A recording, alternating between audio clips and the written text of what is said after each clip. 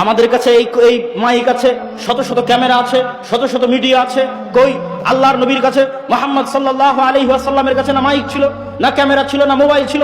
তারপরে সারা পৃথিবীতে ওই সময় মুহাম্মদ সাল্লাল্লাহু আলাইহি ওয়াসাল্লাম এবং তার সাহাবীরা, তাদের হাতে যত বেশি মানুষ মুসলমান হয়েছিল, আমাদের কাছে কয়টা মানুষ মুসলমান হচ্ছে? ইসলামের বিপ্লব কেন আসতেছে না?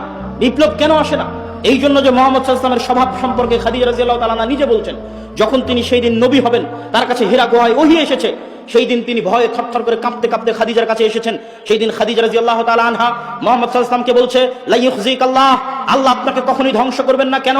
আপনি হচ্ছেন তাসিলুর রাহিম, আপনি সেই নবী যিনি আত্মীয়তার সম্পর্ক রক্ষা করেন। তাকরি যায়েফ, আপনি সেই নবী, সেই মানুষ যিনি গরিব ধনী সকল মেহমানের মেহমানদারি করেন।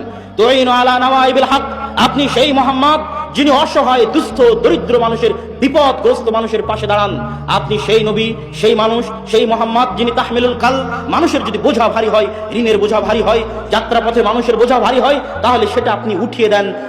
এই বৈশিষ্ট্যগুলো যখন আমার নবীর মধ্যে আছে, তখনও সালাত আসেনি, সিয়াম আসেনি, হজ আসেনি, যাকাত আসেনি।